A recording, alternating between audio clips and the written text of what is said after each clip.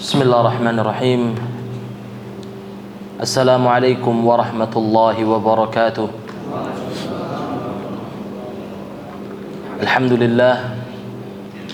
Alhamdulillahi rabbil alamin wal aqibatu lil muttaqin fala udwana illa 'alal zalimin. Ahmaduhu subhanahu wa ta'ala hamdan yaliqu bi jalalihi wa 'azimi sultanihi. Wa usalli wa usallimu ala khairi khalqihi wa khatami rusulih nabiyyina wa habibina Muhammadin wa ala alihi wa sahbihi wa man sara ala nahjihi wa istanna bi sunnatihi ila yaumiddin. Yaqulu rabbuna tabaraka wa ta'ala ya ayyuhalladzina amanu ittaqullaha wa qulu qawlan sadida yuslih lakum a'malakum wa yaghfir lakum dhunubakum wa man yuti'illaha wa rasulahu faqad faza fawzan 'azima. Rabbi shrah li sadri wa yassir li amri wa hal 'uqdatam min lisani yafqahu qawli, amma ba'd. Alhamdulillah, segala puji kita panjatkan kepada Allah Rabbul Alamin yang berkat limpahan nikmat karunia Allah tabaraka wa taala. Allah tabaraka wa taala memilih kita dari sekian banyak hamba-hambanya. Allah tabaraka wa ta'ala memberikan pada kita taufik, kesempatan, ketepatan untuk kita bersama-sama menjalankan ibadah subuh, yang mana ibadah subuh adalah hal yang sangat berat bagi orang-orang munafik. Wa insyaallah orang yang hadir di salat subuh adalah orang yang terselamatkan dari sifat nifak. Dan juga setelah sholat subuh kita bersama-sama mempelajari, mengkaji hal yang sangat penting bagi diri kita, yaitu Sabilal Muhtadin, Minhajul Qasidin, jalan orang-orang yang mendapatkan petunjuk dari Allah Tabaraka wa Ta'ala. Semoga dengan kajian kita hari ini kelak kita akan menjadi orang-orang yang mendapatkan petunjuk dari Allah Rabbul Alamin. Amin Allahumma amin ya Rabb. Ahibati fillah, a'azzani Allah wa iyyakum. Kemarin kita sampai pada bab ulama su wa ulama il akhirah. Nah, kita masuk pada bab faslun fi afatil ilmi wa bayan ulama isu wa ulama il akhirah. Bab yang membahas tentang afat, hal-hal yang mengganggu atau hal-hal yang merusak ilmu, serta penjelasan siapakah ulama su dan ulama al-akhirah, siapakah yang disebut dengan ulama yang buruk, ulama yang jelek, serta ulama akhirat. Ulama usu humul ladzina qasduhum min al-ilmi at-tana'um bid-dunya wat-tawasul ila al-manzilah inda ahliha. Wa qad rawa Abu Hurairah radhiyallahu ta'ala anhu anin nabiy sallallahu alaihi wasallam annahu qala man ta'allama ilman mimma yabtaghi bihi wajha Allah azza wa jalla la yata'allamuhu illa liyusiba bihi 'aradan min ad-dunya lam yajid arafal jannati yaumal qiyamah. Ulama yang buruk adalah mereka yang tujuan dari ilmu, entah belajar ataupun mengajar, adalah enggak lain enggak bukan tana'um bid dunya, mendapatkan kenikmatan dunia, mendapatkan kesenangan dunia. Wattawasul ilal manzilah inda ahliha, serta mendapatkan kedudukan di hadapan ahli ilmu, dianggap orang yang punya ilmu, dianggap tokoh masyarakat, orang-orang mendengarkan omongannya. Dan diriwayatkan oleh Abu Hurairah bahwasanya Nabi SAW bersabda, mana salawatnya ini? Siapa saja mempelajari ilmu yang seharusnya tujuan ilmu tadi adalah mencari wajah Allah Tabaraka wa Ta'ala, namun orang ini mempelajari ilmu enggak lain enggak bukan tujuannya adalah mendapatkan bagian dari dunia, maka orang tadi tidak akan mendapatkan baunya surga. Waliyadzubillah, baunya saja enggak dapat, apalagi masuk surga. Ini kita bilang di zaman sekarang ya. Ini yang disabdakan oleh Rasulullah sallallahu alaihi wasallam di sini adalah benar-benar orang yang memang punya ilmu. Kemudian dia mencari dunia, tidak mencari Allah tabaraka wa taala, tidak menghadapkan wajah Allah tabaraka wa taala.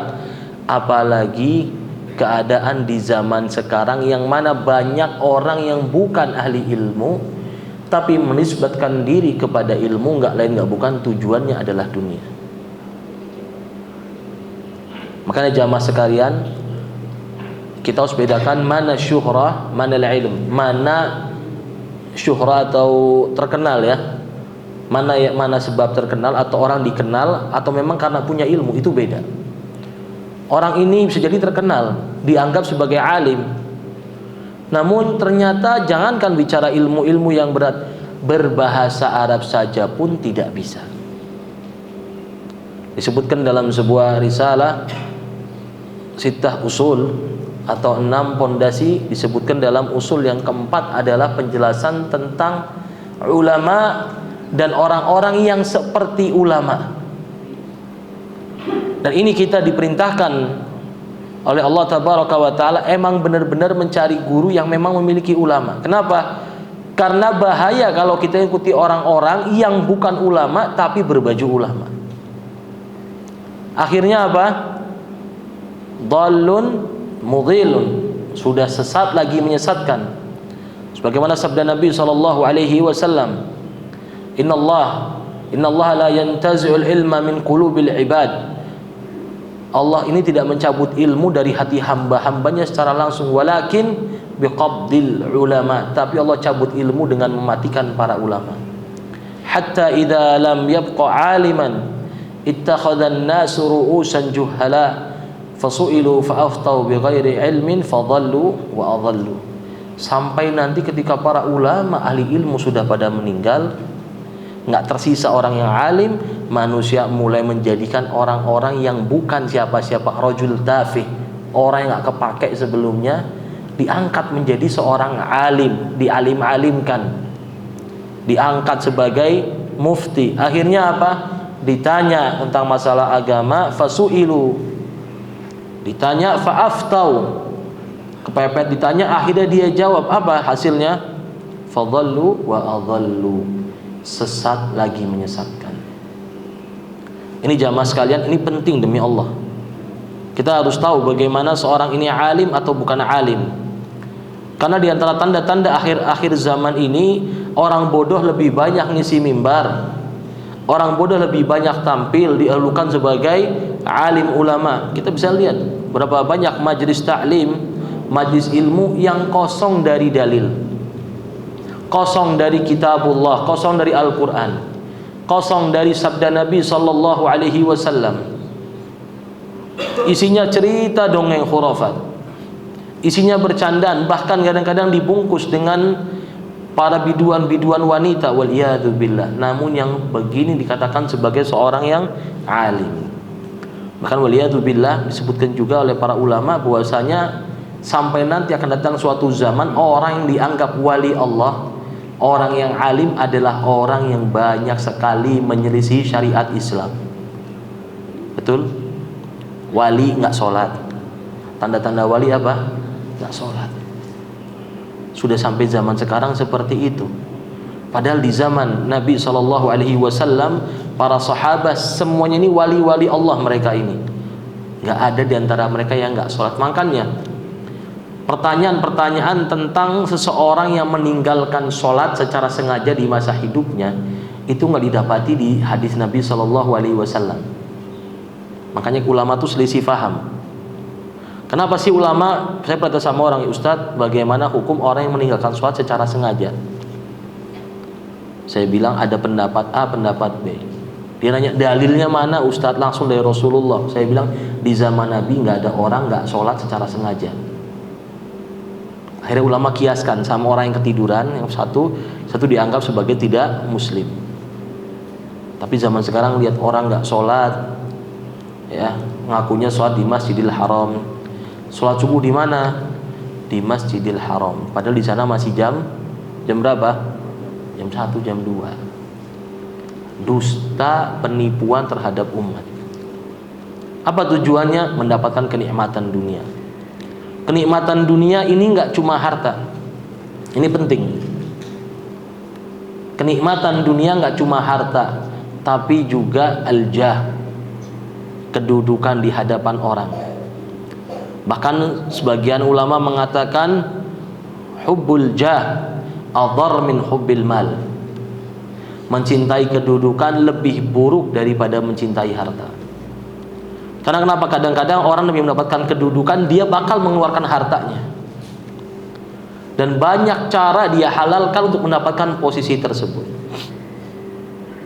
Saya kasih contoh yang relevan ya, baru beberapa hari ini kemarin. Orang dianggap ulama, tapi sama kaum muslimin kejamnya luar biasa, memusuhi kaum muslimin saudaranya sendiri. Ketika datang non muslim disambut dengan luar biasa. Yang paling parahnya dibacakan ayat Allah tabaraka wa taala, innal ladzina amanu wal ladzina hadu wan nasara was-sabiina man amana billahi wal yawmil akhir fala khaufun alaihim wala hum yahzanun. Ini ayat bukan itu difahaminya. Seakan-akan dia mengatakan saya Muslim, Kristen, Yahudi, semua sobiin masuk surga semua. Waliyadzubillah, sampai merendahkan diri di hadapan orang non muslim yang seharusnya Islam punya izzah. Walillahil izzatu wali rasulihi walil mu'minin. Izzah itu milik Allah, milik Rasulnya, milik orang-orang beriman. Sampai katakan walakinnal munafiqina la yafqahun, tapi orang-orang munafik enggak tahu hal ini. Nahnu qaumun, kata Umar bin Khattab, nahnu qaumun, kita adalah kaum a'azzanallahu bil Islam. Kita ini orang yang dimuliakan sama Allah karena Islam. Famahma ibtaghainal izzata bighairihi adzallanallah. Kapan kita mencari kemuliaan dengan selain Islam, dengan merendahkan diri di hadapan makhluk, merendahkan diri kepada selain Allah tabaraka wa taala, kita bakal kembali dihinakan oleh Allah. Ini penting, makanya harus ngerti siapa ulama, siapa yang tasyabbah bil ulama. Orang yang nyamar ngaku-ngaku jadi ulama. Ini banyak di Indonesia. Bahasa Arab nggak bisa sama sekali ceramah, ngaku cucu kiai, megang urusan agama misalkan. Padahal subhanallah mungkin bahasa Arabnya apa kabar aja dia nggak tahu. Bagaimana dia ingin menjelaskan tentang Al-Quran dan sunnah Nabi kita Muhammad sallallahu alaihi wasallam. Makanya jelas fadallu wa adallu, sesat lagi menyesatkan. Ini penting jamaah sekalian ya. Penting seorang muslim itu punya prinsip, punya ilmu, punya barometer, tahu bagaimana alim ataupun orang yang bukan orang alim. Bahkan kemarin sempat lihat seorang perempuan nangis-nangis. Ya nangis-nangis ya. Ini perempuan masuk masjid aja nggak nangis, masuk masjid nggak nangis, masuk tempat ibadah non muslim nangis. Apa maksudnya? Berarti merasakan ijlal, merasakan kemuliaan di tempat tersebut. Dan inilah yang dikatakan oleh para ulama kita. Di antaranya Imam Nawawi yang bermadzhab Syafi'i dan para ulama lain mengatakan termasuk tanda-tanda riddah anil Islam, keluar dari Islam adalah tadi merasa izzah dengan selain Allah. Ini kita Indonesia mazhabnya apa? Mayoritas Syafi'i, betul ya? Tapi sayangnya yang gini-gini nggak pernah dibahas. Wa fi haditsin akhar, dan dalam hadis lain, annahu qala man ta'allama al-ilma liyubahi bihi al-ulama aw yumari bihi as-sufaha aw yasrif bihi wujuhan nas ilaihi fa huwa finnar. Dan barang siapa belajar ilmu agama, ilmu syar'i, ilmu agama ya, liyubahi bihil ulama, untuk berbangga-bangga di hadapan para ulama supaya dianggap levelnya sama dengan para ulama. Dan ini dia apa? Dia belajar beneran loh, bukan belajar-belajaran.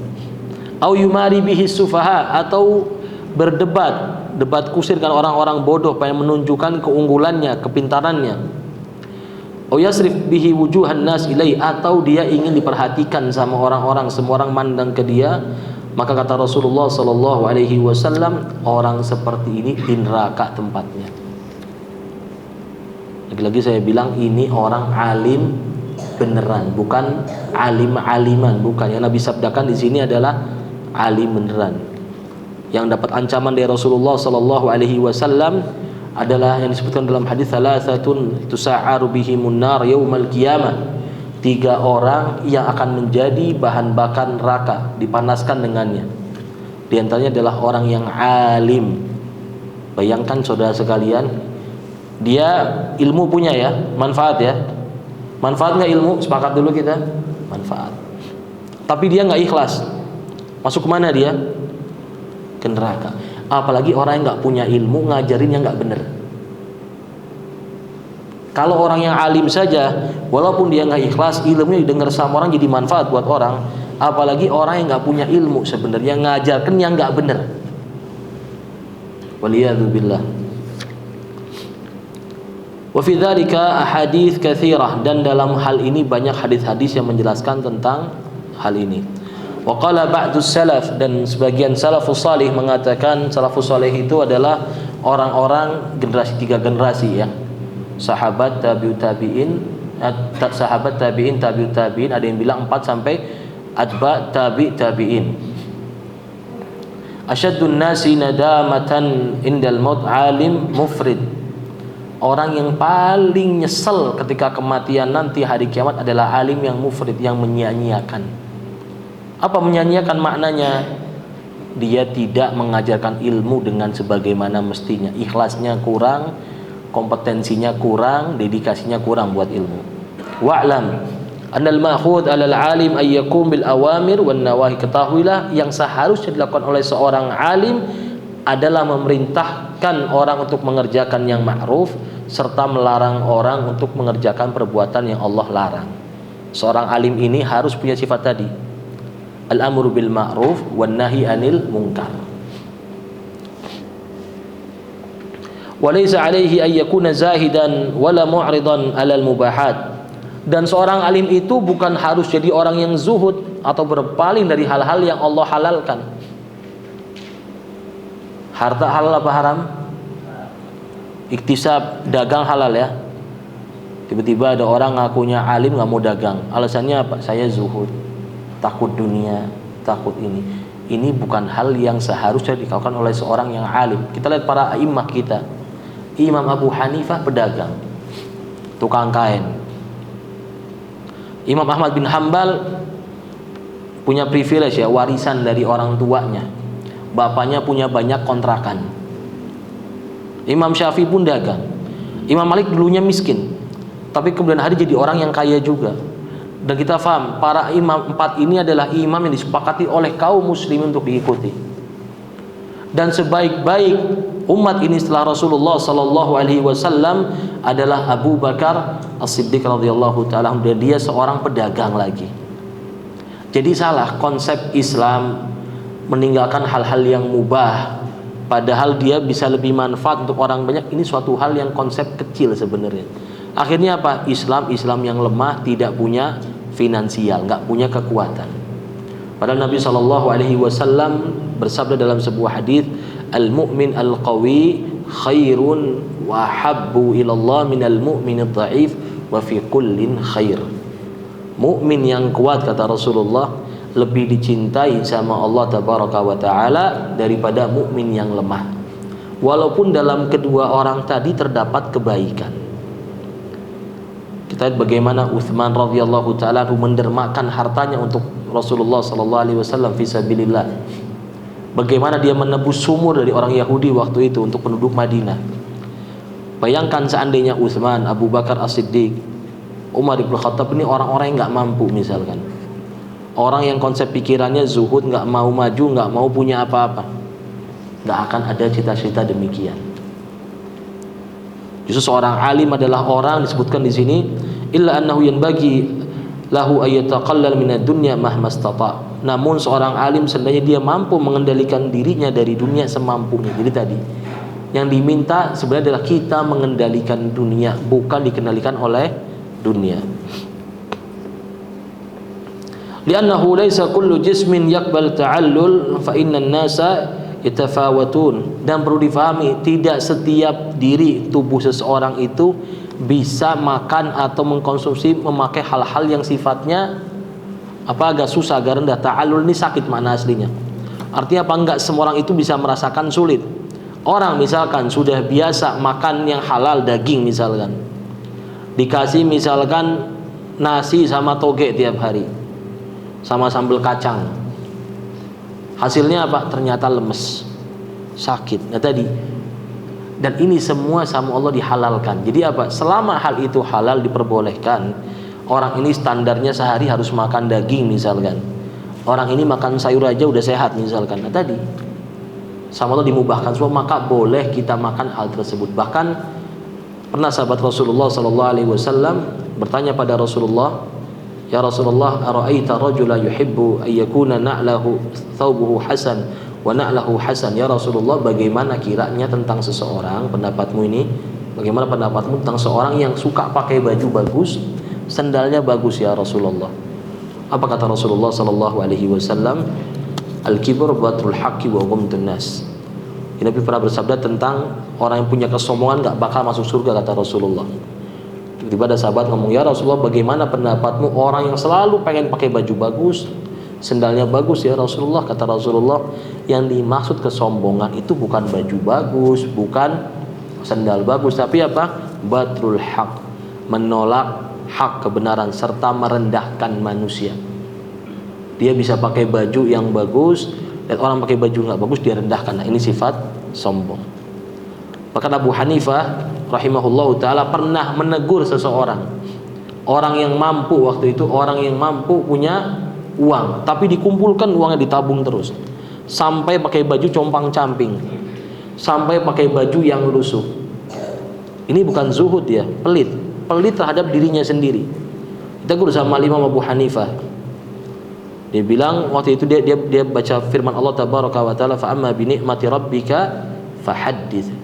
Maka dengan nikmat Tuhanmu ini kau tampakkan. Dia bilang sudah nikmat dari Allah. Kata dia, mana nikmat Allah atas dirimu? Duit punya, baju compang-camping, bajunya lusuh. Bukan zuhud tapi pelit. Maka tunjukkanlah athar nikmat, tanda-tanda nikmat Allah terhadap dirimu. Beli baju yang pantas, beli pakaian yang pantas yang kamu mampu.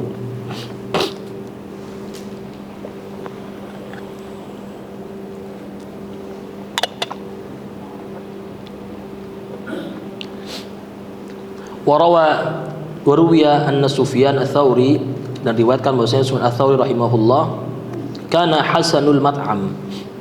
Sufyan ats-Tsauri ini kalau makan kualitas makanannya bagus, dan ini nggak haram ya, saya bilang ini hal yang mubah, itu subhanallah tidak haram.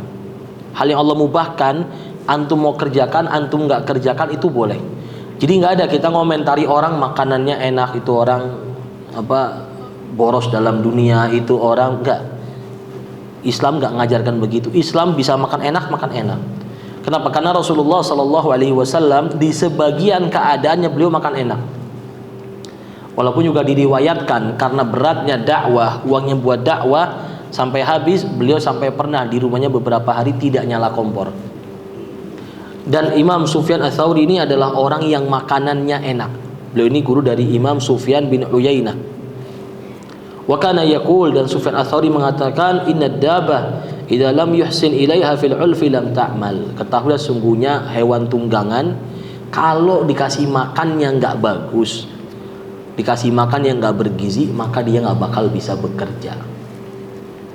Wa kana al-Imam Ahmad bin Hanbal rahimahullah yasbir min khushunatil 'aish ala amrin adzim wattiba tatafawat. Adapun Imam Ahmad bin Hanbal adalah orang yang sabar atas berat susahnya hidup.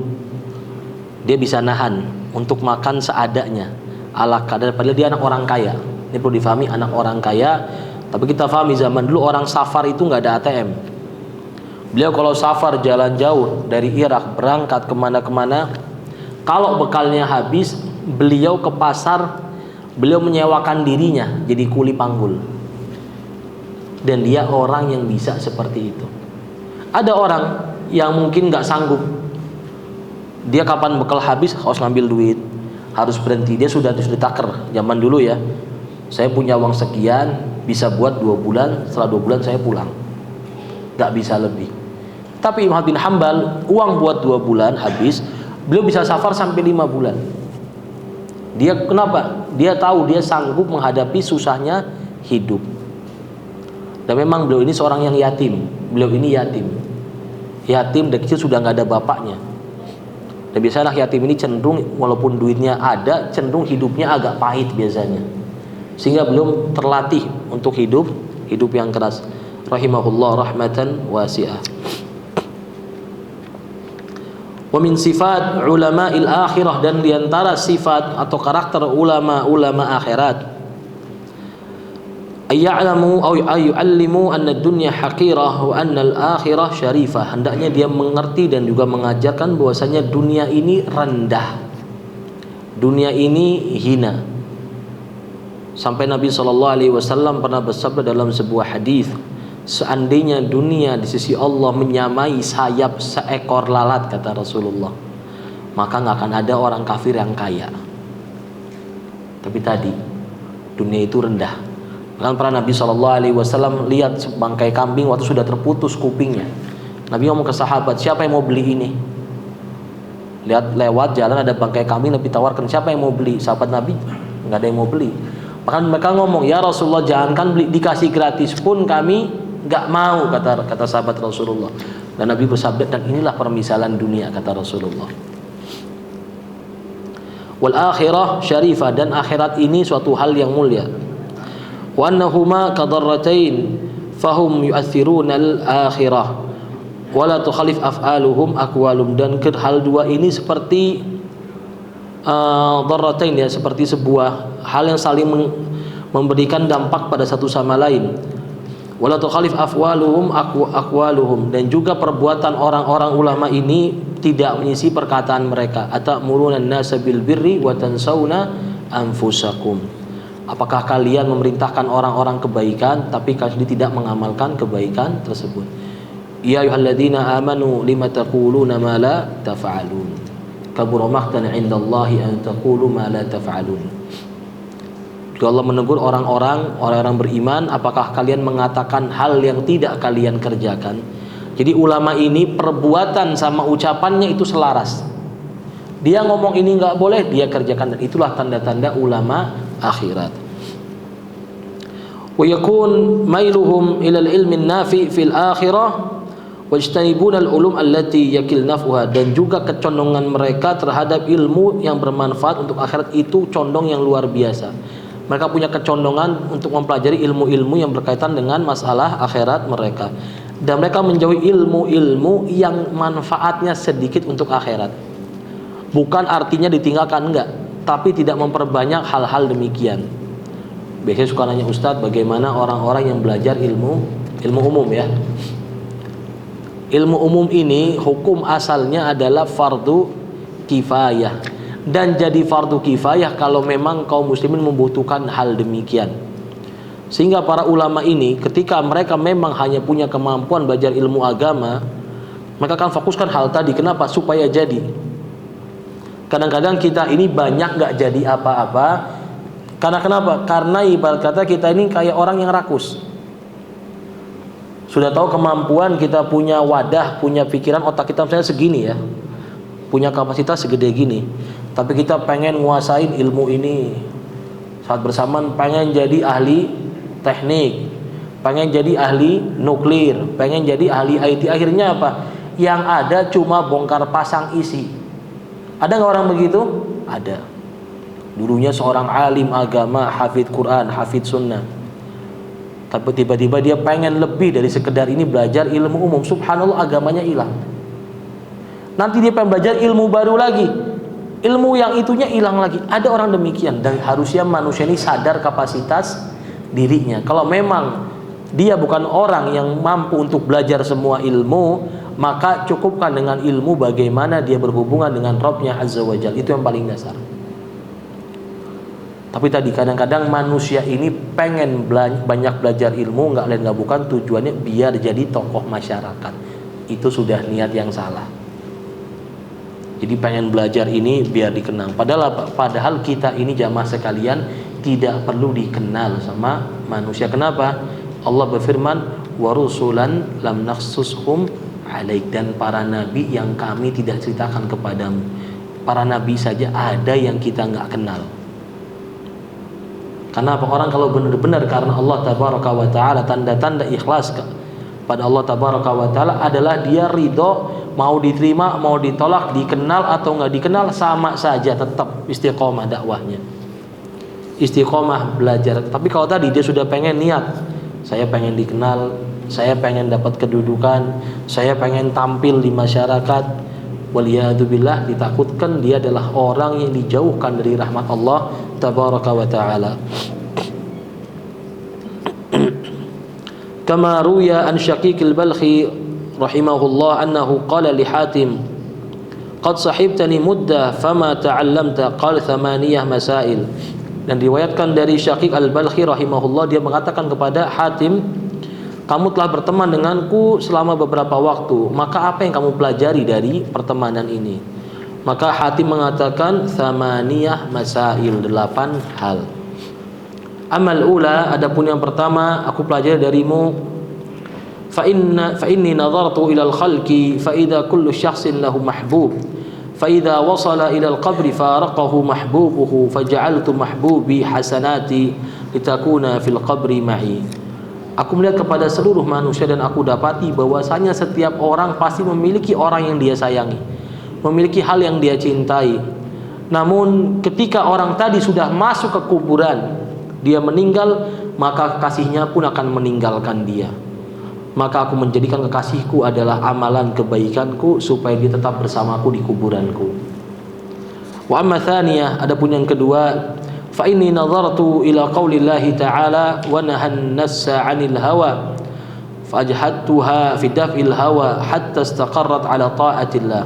Adapun yang kedua, aku melihat firman Allah tabaraka wa taala, yaitu orang yang menahan hawa nafsunya, menahan jiwanya dari hawa nafsu, maka aku pun bersungguh-sungguh untuk menahan jiwaku dari hawa nafsu, supaya apa?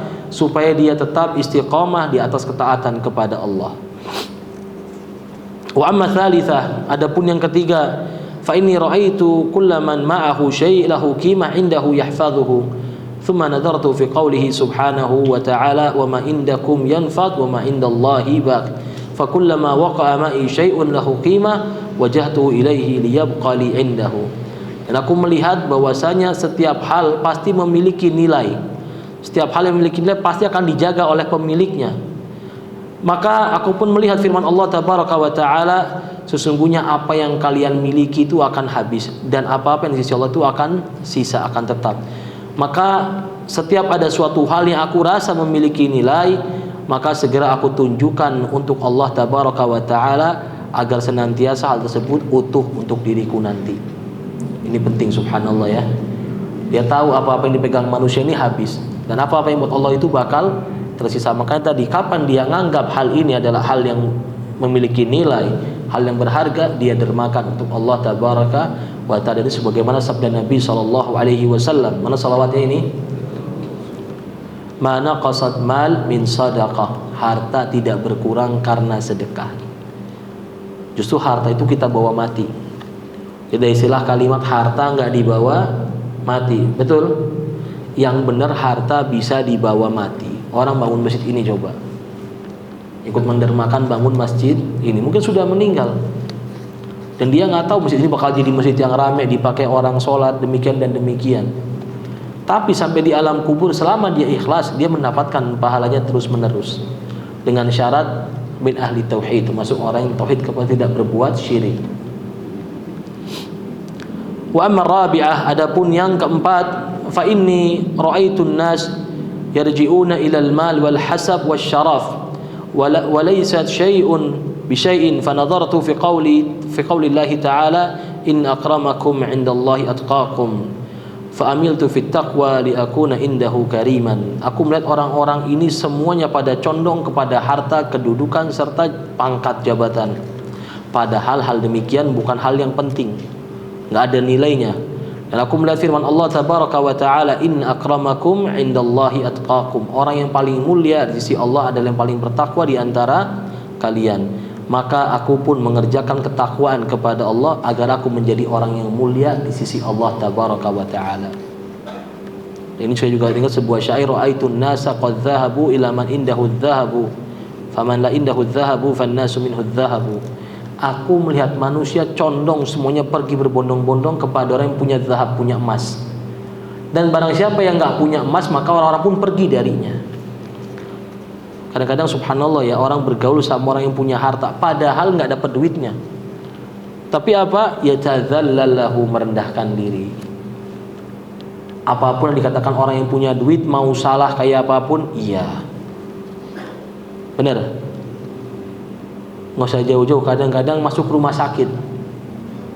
Masuk rumah sakit, kalau orang misalkan yang pakai bajunya wah atau bagaimana, satpamnya aja. Lihat orang pakai mobil sudah senyum. Lihat orang naik angkot, turun angkot, ya Pak silahkan Pak, udah beda mukanya. Ini nggak semua ya. Kenapa tadi? Manusia kadang-kadang mengharapkan harapan yang nggak pasti. Padahal subhanallah, orang ini mau datang orang kaya, orang miskin, tetap dia sudah dapat gaji, betul. Tapi tadi memang karakter manusia senangnya begitu. Illa man rahima rabbuh, cari orang yang Allah rahmati, dijauhkan dari karakter-karakter demikian. Amal khamisah, adapun yang kelima, fa inni ra'aitun nasa yatahasadun. Aku lihat manusia saling hasud, saling dengki. Dan aku melihat firman Allah tabaraka wa taala, nahnu qassamna bainahum ma'isyatahum fataraktul hasad. Apabila firman Allah tabaraka wa taala, kami telah bagi kepada mereka kehidupan mereka, rizki-rizki mereka, sudah dapat bagiannya semua. Fulan Allah kasih motor, fulan Allah kasih sepeda, fulan Allah kasih mobil, sudah nggak usah hasud. Nikmati apa yang kita punya. Fataraktul hasad, maka aku tinggalkan sifat hasad ini. Dan hasad ini jamaah sekalian sama ghibtah beda ya. Ada hasad, ada ghibtah. Ghibtah ini kepengen yang bagus. Lihat orang punya ilmu, punya harta, kita pengen kayak gitu. Tapi kita pengen orang tersebut juga tetap punya harta, punya ilmu. Itu ghibtah, itu boleh. Tapi kalau hasad, itu kita pengen apa yang dia punya, pada saat bersamaan kita pengen hal tersebut hilang dari dia. Ini orang kaya sombong banget ya, padahal bukan sombong. Ini orang kaya naik mobil terus, sombong. Kalau naik mobil ditutup kacanya, ya karena pakai AC. Iya kan, AC-nya AC mobil, bukan AC alam. Lah antum naik motor AC-nya AC alami. Cuma tadi dikomentari terus. Niatnya apa tujuan dia? Dia pengen berbalik keadaannya. Ana naik mobil, antum naik motor. Ini karakter-karakter yang buruk. Susah lihat orang senang, senang lihat orang lain susah. Wasadisah, dan yang keenam, ra'aituhum yata'adawna fanadartu fi qaulillahi ta'ala inna syaitana lakum aduwwun fattakhidhuhu adwa. Aku lihat manusia saling ribut, saling bermusuhan. Dan aku lihat firman Allah tabaraka wa ta'ala, sesungguhnya syaitan adalah musuh kalian, maka jadikanlah sebagai musuh. Fataraktu adawatahum wattakhadtu syaitan wahdahu aduwa. Maka aku meninggalkan permusuhan terhadap manusia dan aku jadikan syaitan sebagai musuhku satu-satunya. Wasabi'ah, ra'aituhum yudhilluna anfusahum fi talabi rizqi fanadartu fi qaulillahi ta'ala wa ma min dabbatin fil ardi illa 'ala Allahi rizquha fashtaghaltu bima lahu 'alayya wa taraktu mali 'indahu. Aku melihat manusia ini merendahkan diri mereka dalam mencari rezeki. Dan aku lihat firman Allah tabaraka wa ta'ala, wa ma min dabbah, dan tidak ada satupun yang berjalan di atas muka bumi melainkan Allah sudah jamin rezekinya. Maka aku mulai menyibukkan diriku atas apa yang Allah wajibkan atas diriku, yaitu ibadah. Dan aku mulai meninggalkan apa-apa yang sudah Allah jamin. Jadi apa yang Allah belum jamin, Allah wajibkan sama kita, wajib ibadah, maka aku kerjakan tadi. Karena rezeki sudah dijamin sama Allah, dan itu penting. Bukan berarti maknanya nggak kerja, tetap kerja. Cuma apa? Tidak terlalu memusingkan. Ini bagaimana besok? Enggak. Perlu diperhatikan jamaah sekalian, bahwasanya harta, rezeki dan nyawa itu berjalan bersamaan. Selama masih ada nyawanya, masih ada kesempatan hidup, pasti orang masih dapat rezeki. Hatta sakit, walaupun sakit tidur di atas kasurnya, pasti bakal dapat. Kapan sudah nggak dapat rezeki, pasti dia harus meninggal. Rizik sudah Allah jamin, mau kaya, mau miskin, muslim, kafir, Allah jamin semua. Tapi satu yang Allah tidak berikan jaminan kepada orang, surga ataupun neraka. Harus kita cari itu. Wa thamina ra'aituhum mutawakkilina ala tijaratihim wa sana'ihim wa sihhati abdanihim fatawakkaltu 'ala Allah taala. Aku melihat manusia ini bertawakal atas kerjaan bisnis-bisnis mereka, atas usaha-usaha mereka dan juga kesehatan badan mereka. Namun aku bertawakal berserah diri hanya kepada Allah Azza wa Jalla. Jadi tadi ya, banyak orang-orang ini ketika beramal berbuat dia hanya bertawakal pada dirinya sendiri. Maka di antara doa Nabi SAW, mana salawatnya ini? Allahumma la takilni ila nafsi tarfata aini. Allah, jangan biarkan diriku ini bertawakal terhadap diriku sendiri walaupun hanya sekejap mata.